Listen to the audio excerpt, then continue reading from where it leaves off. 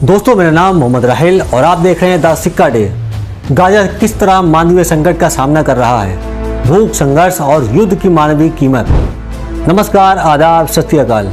आज हम बात करेंगे गाजा में हो रहे मानवीय संकट के बारे में, जहां लोग भूख, संघर्ष और युद्ध की कड़ी चुनौतियों का सामना कर रहे हैं।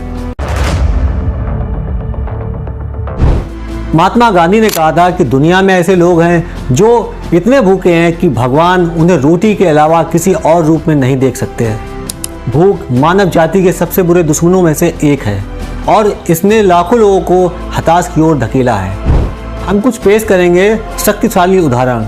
फ्रांसिस लेक विक्टर हुंगो की क्लासिक लेख मिज़रेबल्स में लिखा है, फरवरी 1846 में एक बेहद ठंडी दिन फ्रांसिस लेक विक्टर हुंगो काम पर जा रहे थे जब उन्होंने कुछ ऐसा देखा जिसने उन्हें गहराई से प्रभावित किया। एक दुबले पतले आदमी को पुलिस अपनी बाहों में एक रोटी का टुकड़ा दाबे हुए ले जा रही थी। आसपास खड़े लोगों ने बताया कि उसे रोटी चुराने के आरोप में गिरफ्तार किया गया है। उसने कीचड़ से सने कपड़े पहने हुए थे, उसके नंगे पैर मोजे में बंधे हुए थे, उसके टखने मोजे की जगह खून से सने हुए कपड़े में लिपटे हुए थे।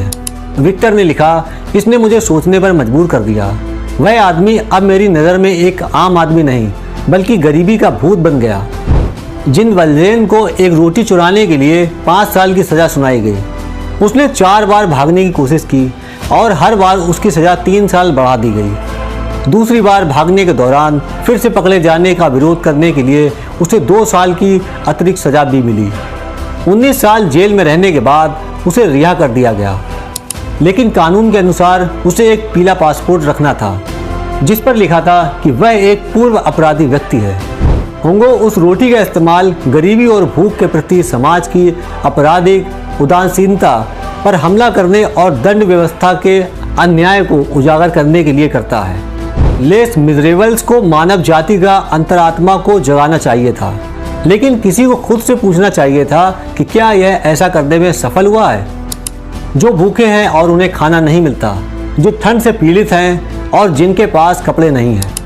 भूख और कुपोषण दुनिया भर में स्वास्थ्य के लिए सबसे बड़ा जोखिम है। एड्स, मलेरिया और तपेदिक से भी ज़्यादा है। विश्व स्तर पर भोजन की कमी अभी भी हर 3 सेकंड में एक बच्चे की जान ले लेती है और 5 साल के कम उम्र के बच्चों की लगभग आधी मौत कुपोषण के कारण होती है। एक अन्य चैरिटी संगठन का कहना है कि हर दिन हर घंटे 300 बच्चे कुपोषण के कारण मरते हैं। यह बच्चों की 1/3 से ज़्यादा मौतों का एक आंकड़ा है। हर साल 2.6 मिलियन ऐसी स्थिति के खिलाफ युद्ध स्तर पर कार्रवाई करने की तत्काल आवश्यकता है। दुख की बात है कि विश्व अकाल की जुड़ी स्थिति और भी खराब होती जा रही है।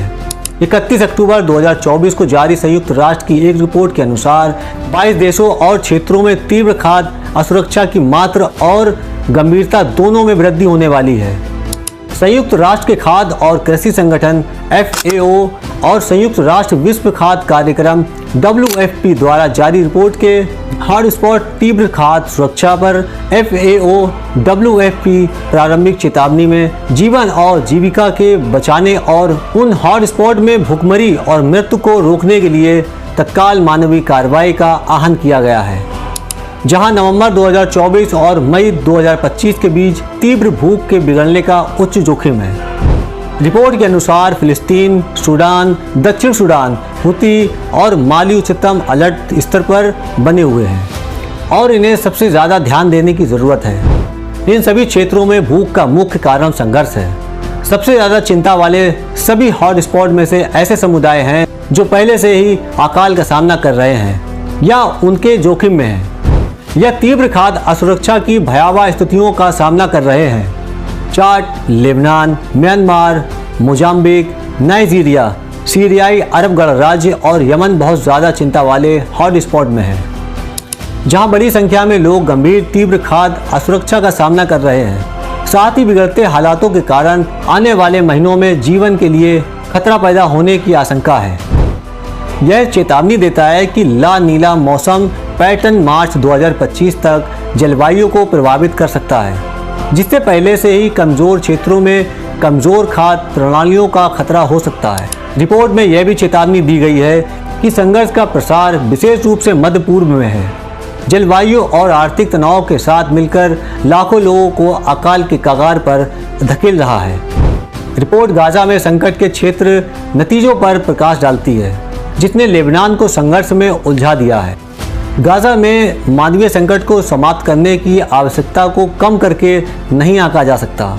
गाजा में आधिकारिक तौर पर मरने वालों की संख्या अब 43,259 है, जबकि 1,18,027 लोग घायल हैं, लेकिन माना जाता है कि घायलों की संख्या इससे कहीं अधिक है। इसके अलावा अगर लोग इजरायली बमबारी से नहीं मरते हैं तो वे भूख से मर जाएंगे। संयुक्त राष्ट्र की रिपोर्ट में दावा किया गया है कि लगभग 4,95,000 लोग गाजा की आबादी का 20% पहले से ही भुखमरी का सामना कर रहा है और गाजा की 96% आबादी उच्च स्तर की खाद्य असुरक्षा का सामना कर रही है। इसके अलावा 41% आबादी या 8,76,000 लोग नवंबर से अप्रैल के अंत तक भूख के आपातकालीन स्तर का सामना करेंगे। युद्ध विराम की उम्मीदें कहीं गुम होती दिख रही हैं, क्योंकि गाजा और लेबनान पर इजरायली हमले घातक हमलों के साथ जारी हैं, जिसमें लगभग हर दिन सैकड़ों लोग मारे जा रहे हैं और अनगिनत अन्य विस्थापित हो रहे हैं। हमास को कथित तौर पर एक मध्य स्तरों की मिस्र और कतर से गाजा में अल्पकालिक युद्ध विराम के लिए एक प्रस्ताव मिला था, लेकिन इसको मना कर दिया गया क्योंकि इसमें आक्रमण की स्थायी समाप्ति शामिल नहीं है, ना ही इसमें गाजा पट्टी से इजरायली सेना की वापसी शामिल है। उधर इजरायली सेना के अपने आंकड़ों के अनुसार अक्टूबर से गाजा में 26,399 टन से थोड़ा अधिक खाद्य सहायता पहुंची, जबकि सितंबर में लगभग 76,000 और इस साल हर महीने औसतन 95,513 टन की अनुमति दी गई थी और ये सभी शिपमेंट अंदर के लोगों तक नहीं पहुंचे हैं। सीमा में गाजा की ओर 500 से अधिक ट्रक फंसे हुए हैं, जहां संयुक्त राष्ट्र का कहना है अराजकता और अन्य बाधाओं के कारण उसे माल वापस लेने में कठिनाई हो रही है। 28 अक्टूबर को इजरायली संसद में फिलिस्तीनी शरणार्थियों के लिए संयुक्त राष्ट्र राहत और कार्य एजेंसी UNRWA पर प्रतिबंध लगाने के निर्णय ने गाजा में महत्वपूर्ण सहायता की आपूर्ति को और बाधित कर दिया है, क्योंकि इजराइल वहां अपना हमला जारी रखे हुए है। अपने अगले 3 महीने में प्रभावी होने वाला यह प्रतिबंध इजरायली अधिकारियों को हमास के 7 अक्टूबर 2023 को इजराइल पर किए गए हमलों के बाद से खत्म करने का प्रयास का हिस्सा है। विश्व खाद्य कार्यक्रम के कार्यकारी निर्देशक सिल्डी मैकनेन ने कहा है, अब समय आ गया है कि विश्व के नेता आगे आए और भुखमरी के खतरे में फंसे लाखों लोगों तक पहुंचने के लिए हमारे साथ काम करें। अगर हमें जीवन बचाना है और तीव्र भूख और कुपोषण को रोकना है तो हमें तत्काल मानवीय युद्ध विराम की आवश्यकता है। विश्व नेताओं को अकाल के कगार पर सबसे कमजोर आबादी की रक्षा के लिए संघर्ष समाधान को प्राथमिकता देनी चाहिए। अंत में हम व्यक्तियों के रूप में जिम्मेदारी भी लेते हैं। हमें जब भी भूखा दिखाई दे उसे नज़रअंदाज नहीं करना चाहिए। ऐसे कठिन समय में मदर टेरेसा के शब्दों को हमारा मार्गदर्शन बनाना चाहिए। अगर आप 100 लोगों को नहीं खिला सकते तो सिर्फ 1 लोगों को खिलाएं। यह हम सबकी जिम्मेदारी है कि हम भूख और संकट के खिलाफ आवाज़ उठाएं। अगर आपको हमारा ये वीडियो पसंद आए तो प्लीज़ लाइक और सब्सक्राइब ज़रूर करें। मिलते हैं अगले एपिसोड में।